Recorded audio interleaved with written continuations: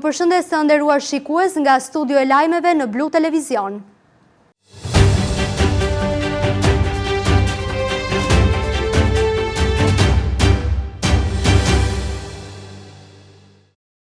Zenel Gjoleka, rruga që kushtoi miliona që nisi të prishet pa u inauguruar mirë. Sinjalizimi ka ardhur nga banorët e zonës, të cilët shprehen të shqetësuar se rruga po çahet dhe po dëmtohet në disa pjesë.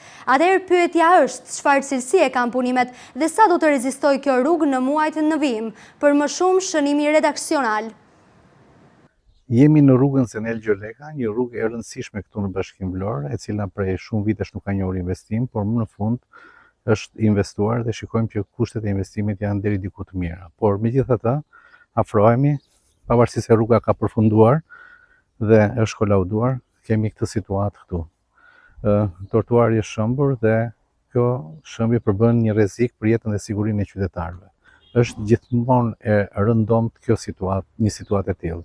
Pasi pavarësisht se lekët hidhen, cilësia e punimeve gjithmonë lë për dëshiruar. Blu Televizion do të investigojmë më tej se çfarë ka ndodhur me rrugën Zenel Gjoleka dhe nëse lekët e taksa paguesve shqiptar dhe vlonjat janë prishur siç duhet.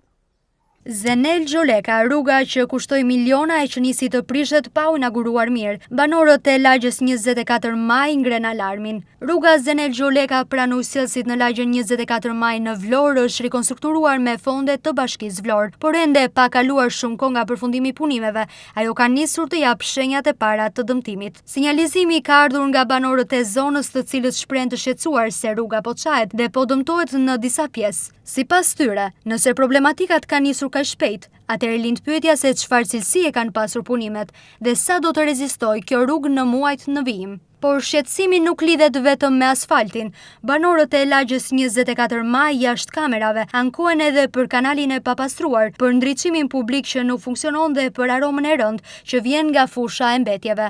Ata thonë se zona vijon të mbetet pa vëmendjen e duhur, pavarësisht investimit të kryer në rrugë. Rikonstruksioni i rrugës Zenel Gjoleka ka qenë objekti një tenderi të zhvilluar nga Bashkia Vlorë. Fondi i limitit ka qenë 450 milion lek pa TVSH, ndërsa në garë kanë marrë pjesë 8 operatorë ekonomik. Fitues është shpallur Avduli SHPK me ofertë 330 milion lek pa TVSH. Ajo që ngrë pikpyetje është procesi i tenderimit. Nga pjesëmarrësit janë skualifikuar 4 operatorë, mes tyre ka qenë dhe një ofertë që është vlerësuar si anomalisht e ulët. Në praktikat e monitorimit të tenderve, raste të tilla njihen si flamuj të kuq, pra element që nuk provojnë domosdoshmëri shkelje, por që kërkojnë më shumë transparencë dhe verifikim. Pas shpalljes së fituesit, një bashkim kompanish BOE Viscons Group, Mela dhe Labi ka bërë ankesë në Komisionin e Prokurorimit Publik, duke kundërshtuar kualifikimin e ofertës së Avduli SHPK, por vetëm pak ditë më vonë këto kompani janë tërhequr nga ankesa. Për këtë arsye, Komisioni i Prokurorimit Publik ka vendosur mbylljen e procedimit administrativ. Kjo lë pas një pyetje të thjeshtë: pse u bë ankesa dhe pse u tërhoq kaq shpejt?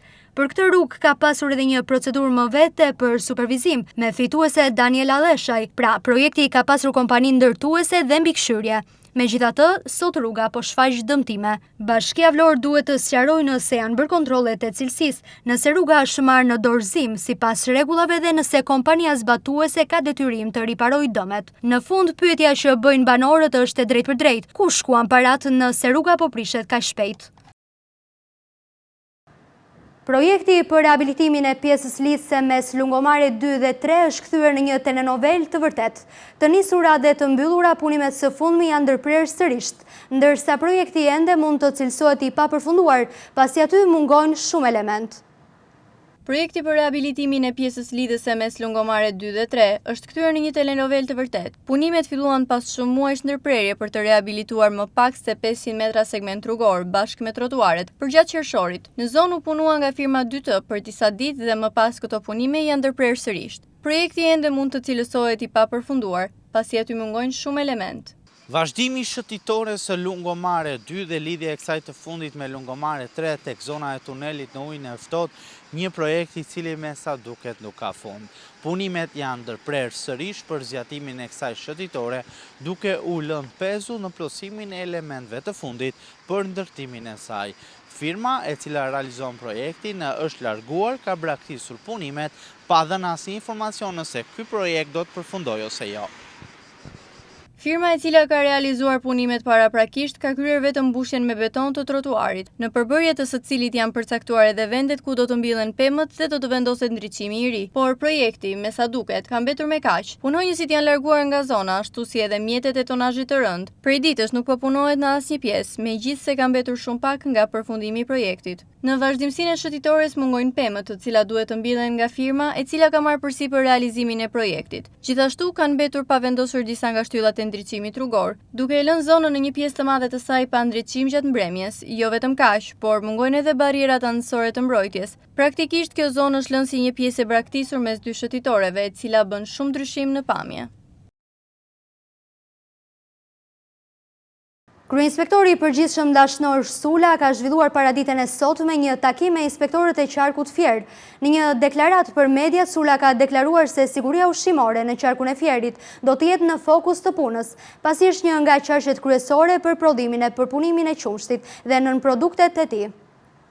Kryeinspektori i përgjithshëm Dashnor Sula ka zhvilluar paraditën e sotme një takim me inspektorët e qarkut Fier. Në një deklaratë për mediat, Sula ka thënë se siguria ushqimore në qarkun e Fierit do të jetë në fokus të punës, pasi është një nga qarqet kryesore për prodhimin dhe përpunimin e qumshtit dhe nën produkteve të tij. Sipas Sulaj, për shkak të rritjes së ndjeshme të numrit të turistëve gjatë sezonit veror, inspektorët e sigurisë ushqimore do të shtojnë kontrollet në stabilimentet e përpunimit të qumshtit dhe në subjektet që tregtojnë produkte ushqimore. Sula theksoi se kontrollet do të jenë intensive për të garantuar që produktet të përmbushin standardet e sigurisë dhe cilësisë, me synim që turistët vendas dhe të huaj që vizitojnë qarkun e Fierit, përfshirë destinacionet si Apolonia, Bylis dhe Ardenica, të konsumojnë produkte të sigurta dhe cilësore.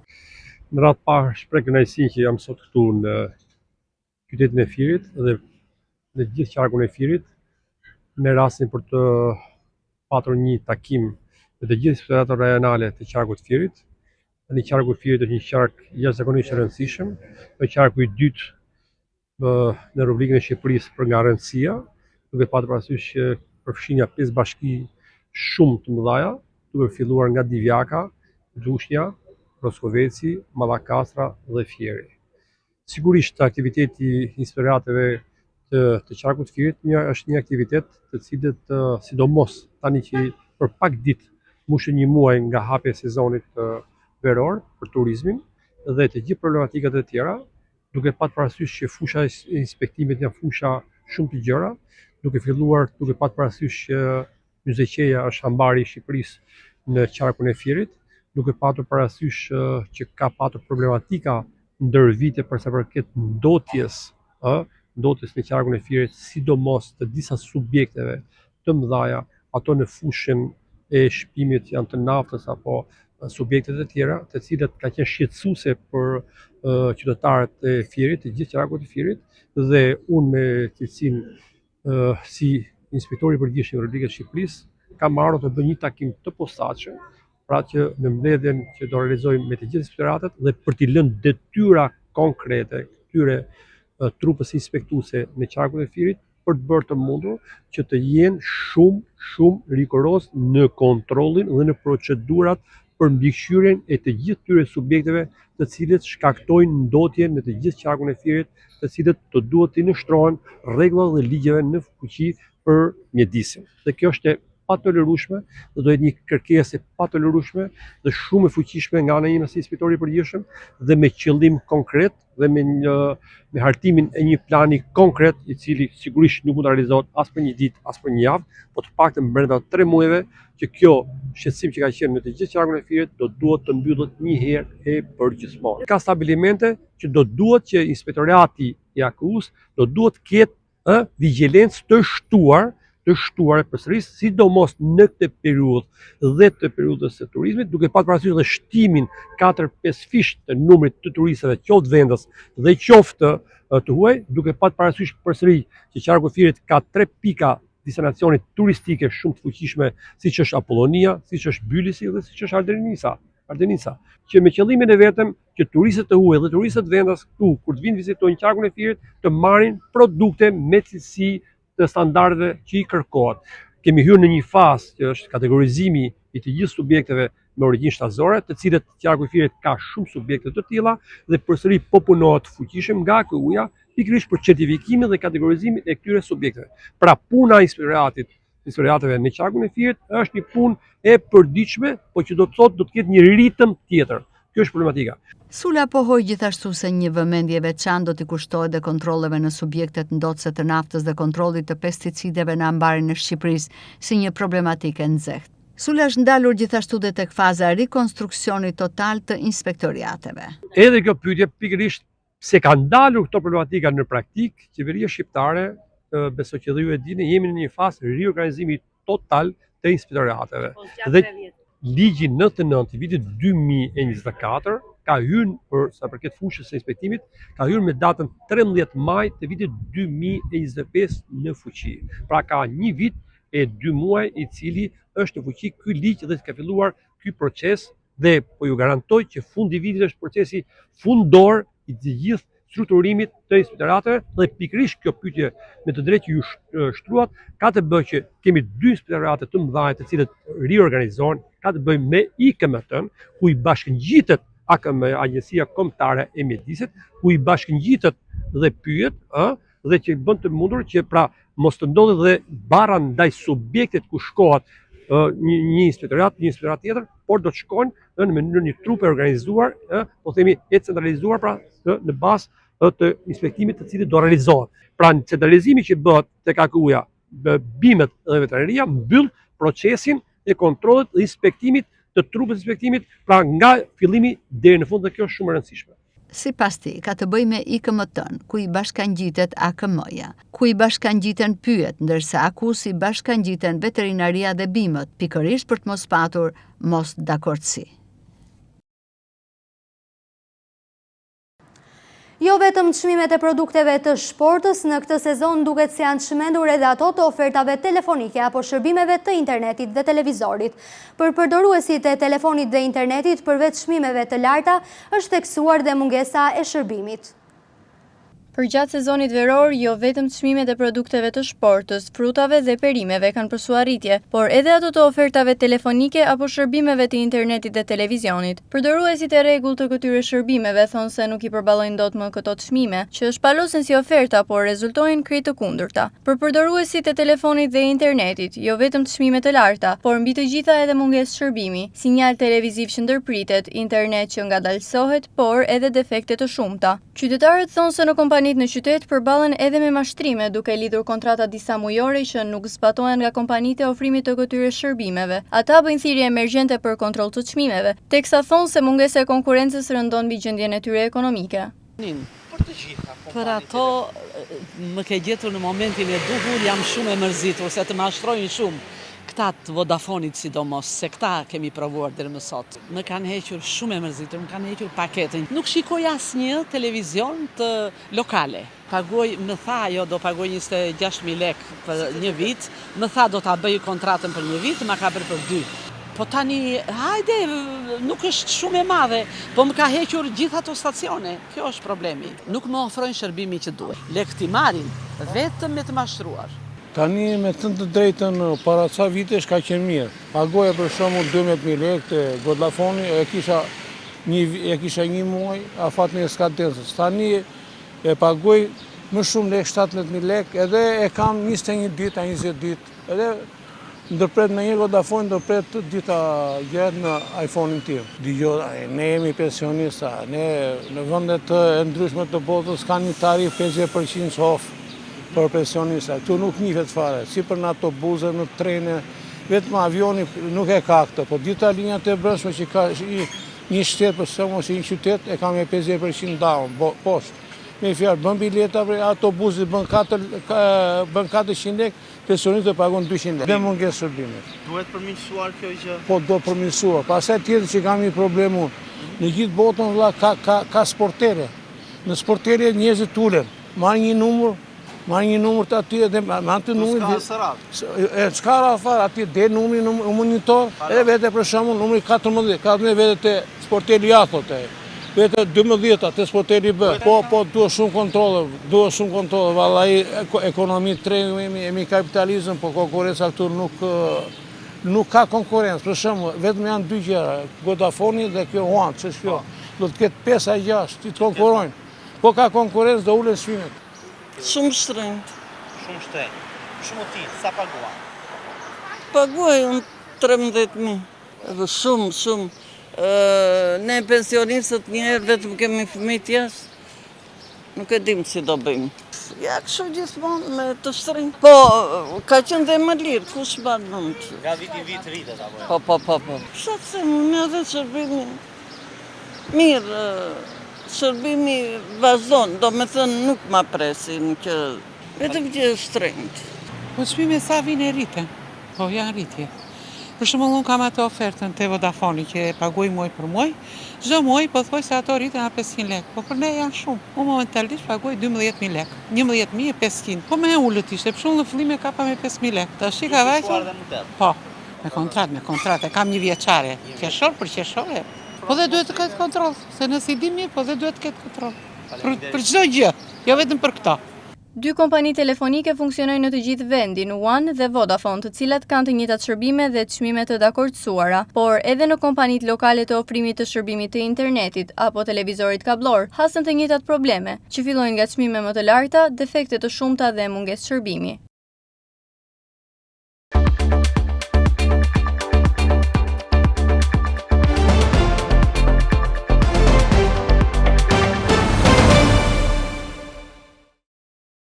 Kryeministri Edi Rama ndodhet në Ankara, ku po merr pjesë në punimet e samitit të NATO-s, që mbledh krerët e shteteve dhe qeverive të vendeve anëtare të aleancës për të diskutuar sfidat aktuale të sigurisë dhe prioritetet strategjike.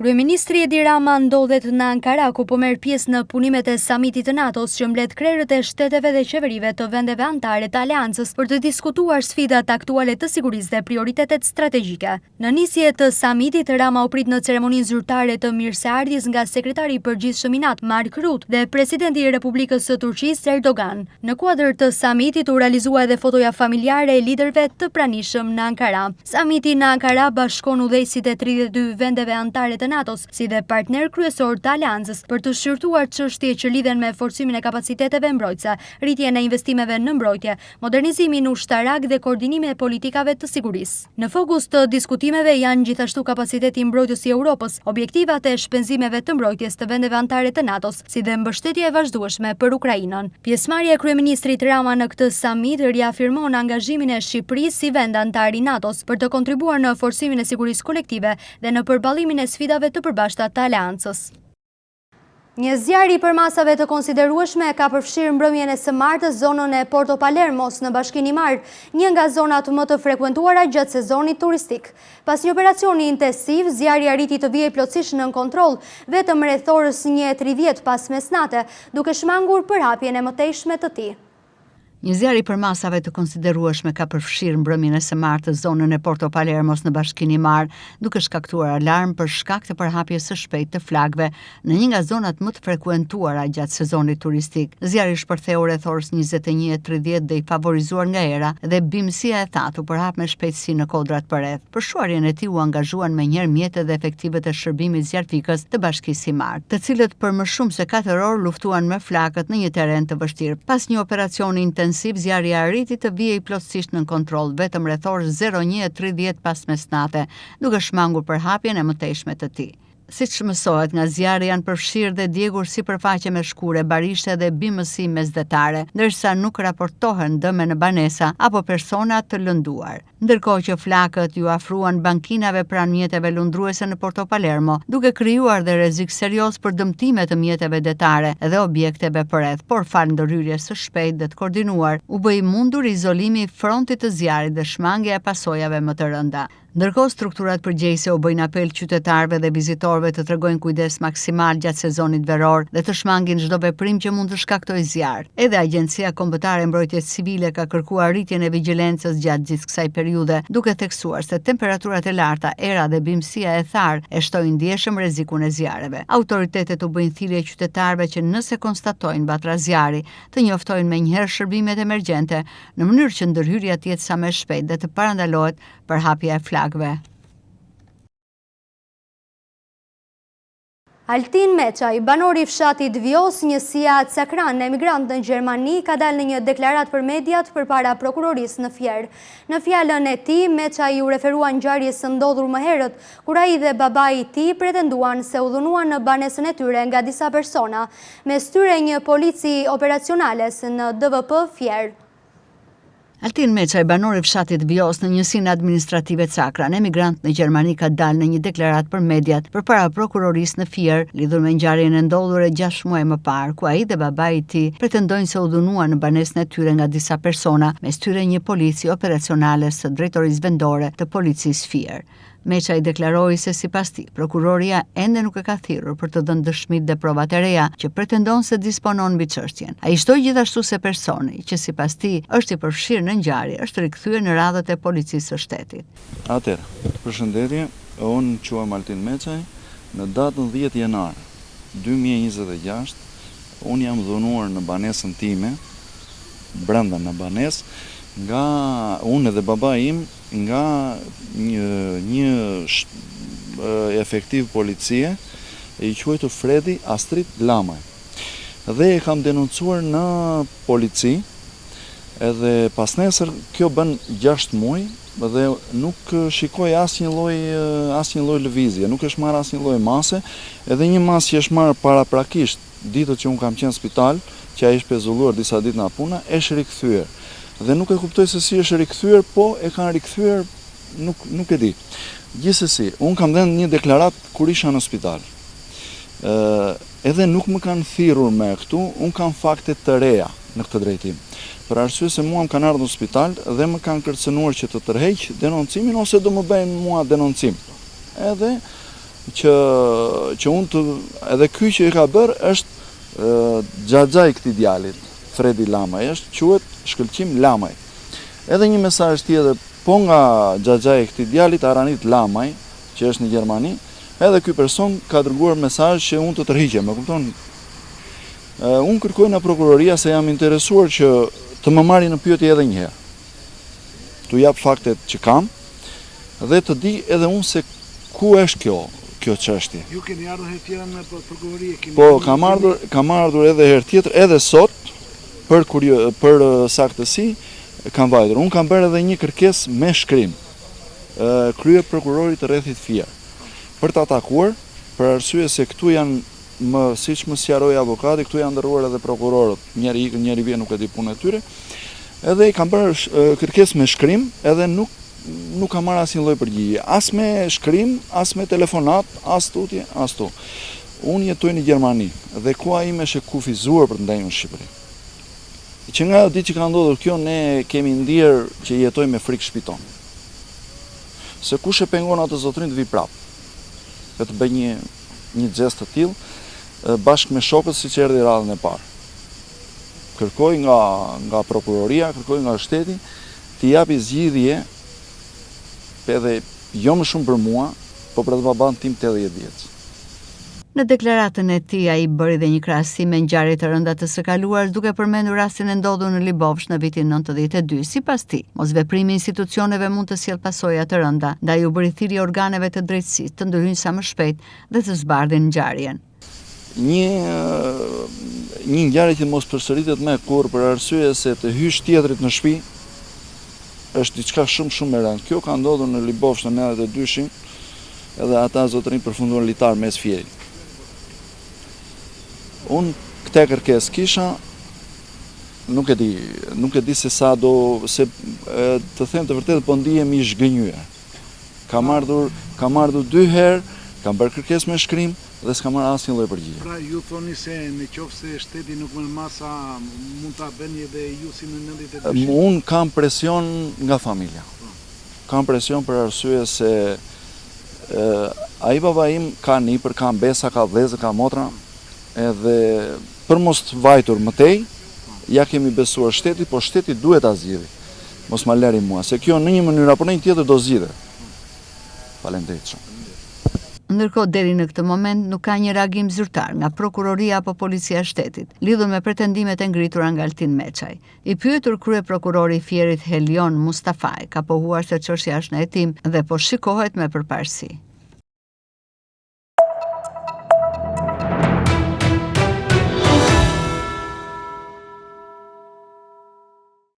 Maturantët që synojnë të vijojnë studimet e larta në universitetet shqiptare do të kenë mundësi të aplikojnë në portalin Ullbenia nga 27 korriku deri më 1 gusht 2026, që është dhe raundi i parë i aplikimit.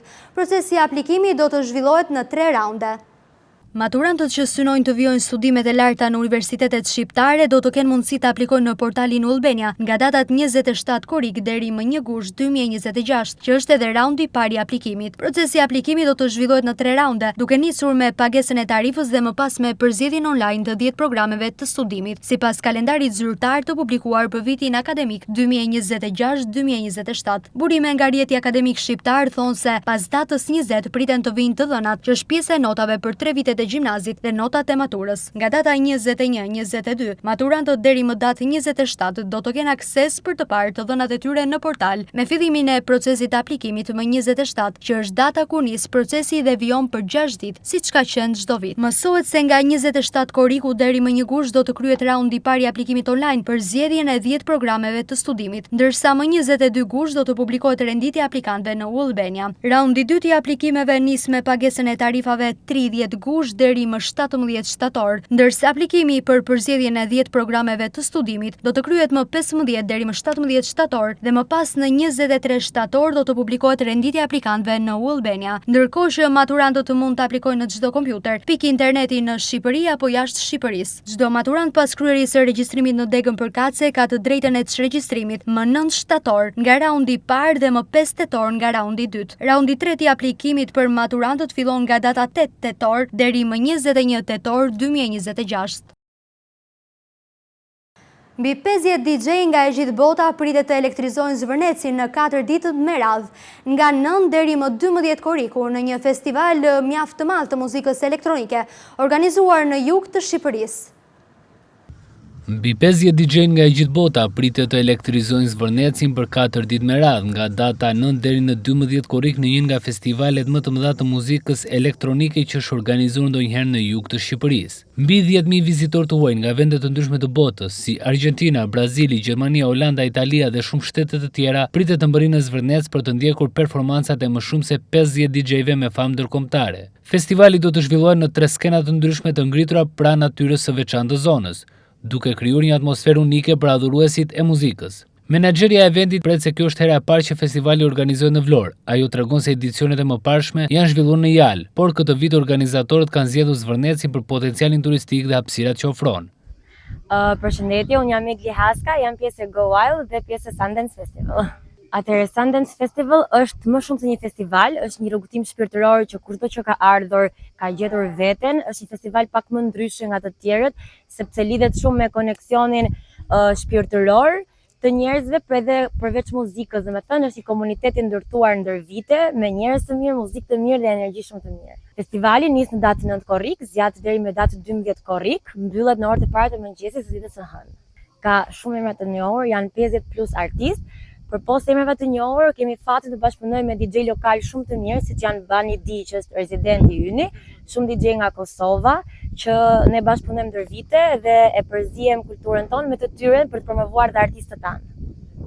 Atëherë, Sundance ka nisur me shumë pak njerëz, ka qenë shumë i vogël dhe çfarë bëri ndryshe është që njerëzit nisën të vinin për eventin më shumë se sa për emrat e DJ-ve. Pra u bë një komunitet të cilët shmica njihen me njëri tjetrin dhe ky është edicioni ynë i parë kaq i madh dhe jemi shumë të lumtur sepse ka qenë si një bebe e vogël që u rrit tani dhe jemi këtu. Ka pasur goxha interes, janë më shumë, do të thënë, mund të them më shumë. Ka shumë të huaj, kemi shumë nga Argentina, Amerika Latine, ka nga Brazili, që janë për shembull më ndryshe nga turizmit që ne jemi mësuar të shohim nga Europa, edhe normalisht edhe nga Shqipëria ka goxha, po që jemi shumë të lumtur që kemi cekur një anë tjetër të turizmit që për ne ka qenë e re. Unë mendoj që Shqipëria është një vend fantastik, sidomos jugu. Unë jam vetë me origjinë nga Vlora, kështu që unë e kam shumë të rëndësishme, njerëzit kënaqen shumë, i pëlqen shumë. Dhe nuk është vetëm që festivalet normalisht është një shtesë, një vlerë e shtuar, po është një pasuri shumë e madhe e jona, plazhi, malet dhe mendoj që ka shumë për të ofruar përpos muzikës.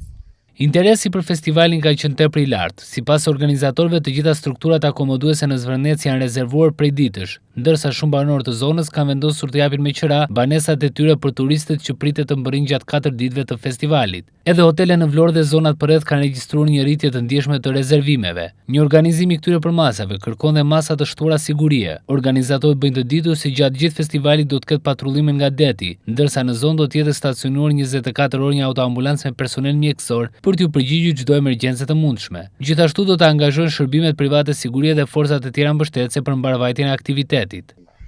Duke qenë se festivali teorikisht është 24 orë muzikë, pra mbyllet një stage tjetër, siguria për ne është primare.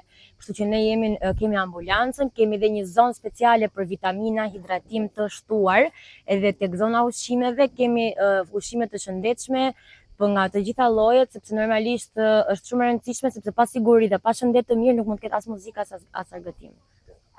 Unë mendoj që për Vlorën, ky është një aktivitet me një vlerë të shtuar, se duke qenë se Vlora është shumë e bukur. Pra ti vjen për një qëllim që është festivali, sheh vendin dhe të pëlqen dhe ti don të kthehesh prapë dhe nëse s'ka një festival. Dhe mendoj që i shton vlerë të shtuar turizmi, pra gjithë këta njerëz që do ta shikojnë dhe përpos argëtimit dhe çdo gjë tjetër, mendoj që mund t'i lidhi me qytetin e bukur të Vlorës. Ne duke qenë se ka shumë të huaj, por ka edhe shumë nga vendi, rezervime, do me thënë çfarë janë hotelet të zonës janë të gjithë të rezervuar dhe kemi pas fatin që kemi bashkëpunuar, të gjithë kanë qenë shumë të hapur për bashkëpunim, pra vendasit janë shumë bilet ka pasur, kanë rregulluar, kanë restauruar vendin, janë marrë shumë, janë investuar dhe marr parasysh ka rezervime në Vlorë, ka rezervime këtu në Zvërnec, ka edhe kampingu, pra janë shumë njerëz që do vinë dhe normalisht do akomodohen, kështu që është një vlerë shtuar ekonomike për çdo gjë tjetër. Nga data 9 me 12 korrik ju presim në Sundance Festival që ndodhet në Zvërnec. Në sundancevicefestival.com gjeni biletat dhe më shumë informacion.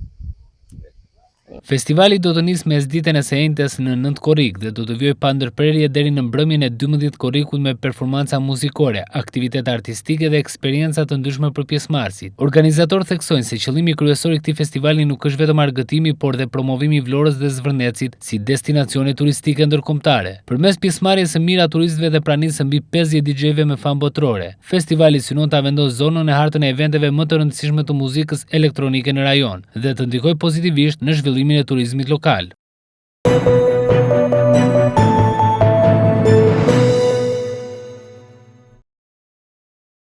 Komisioni Qendror i Zgjedhjeve në Kosovë ka certifikuar rezultatet e zgjedhjeve të parakohshme parlamentare.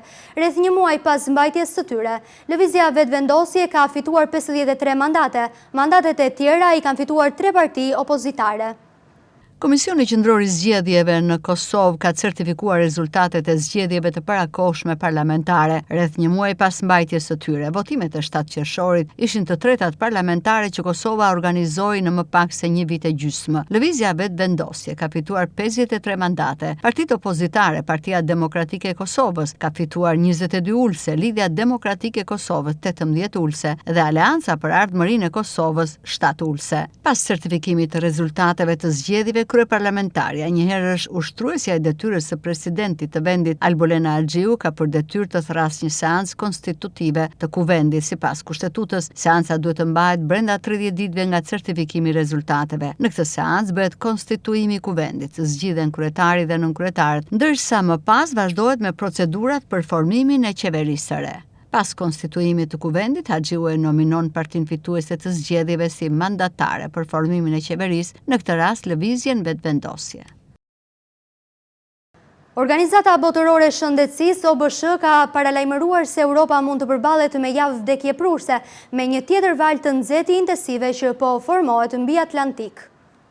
Organizata botërore e shëndetësisë ka paralajmëruar se Europa mund të përballet me javë më vdekjeprurse me një tjetër valë të nxehtë intensive që po formohet mbi Atlantik. Temperaturat në Portugali dhe Spanjë Jugjore pritet të rriten në 43 gradë Celsius në ditë në vijim. Drejtori rajonal i Organizatës botërore të shëndetësisë për Europën, Hans Kluge, zhvilloi një telefonat emergjente të hënën me përfaqësues nga 41 vende të rajonit, Komisionin Evropian dhe grupet e shoqërisë civile për të diskutuar mësimet nga vala e fundit e të nxehtit dhe përgatitjet për atë të autostradës. Kluge tha në një deklaratë se vendet me plan e veprimi për shëndetin me nxehtësinë reaguan më shpejt dhe mbrojtën më mirë popullsinë e tyre gjatë valës të nxehtit të qershorit. Megjithatë, ai tha se më pak se gjysma e shteteve anëtare europiane të Organizatës Botërore të Shëndetësisë kishin një plan të tillë në vend. Ekspertët kanë thënë se vala e të nxehtit e 20 deri në 28 qershor ishte më e rënda e regjistruar në Europë, duke shkaktuar ndërprerje në prodhimin e energjisë, duke dëmtuar infrastrukturën dhe duke mbigarkuar sistemet e kujdesit shëndetësor. Nxehtësia ekstreme pothuajse me siguri u shkaktua nga ndryshimet klimatike, thanë shkencëtarët. Franca, Holanda dhe Belgjika regjistruan 3700 vdekje, me autoritetet që paralajmërojnë se numrat janë paraprag dhe mund të rriten.